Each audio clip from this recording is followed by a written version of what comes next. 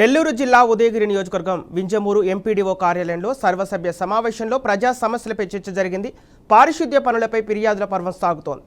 తాము పనులు చేయించినప్పటికీ ఓ నేత బిల్లులు అవుతున్నారని ఆవేదన వ్యక్తం చేశారు. ఇక ఆర్డబ్ల్యూఎస్ఈ ఏఈ వరప్రసాద్ ఎన్నిసార్లు ఫోన్ చేసినా ఎత్తడం లేదని వాపోయారు. అడిగితే నిర్లక్ష్యంగా సమాధానం చెప్తున్నారని ఆరోపించారు. ఫోన్ రికార్డు వివాదంపై పరస్పర విమర్శలు చేసుకున్నారు.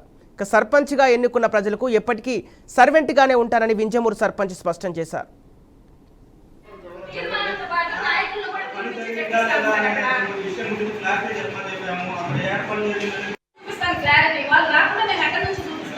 మీరైతే ఒకసారి ఇంటిమేషన్ ఇవ్వండి.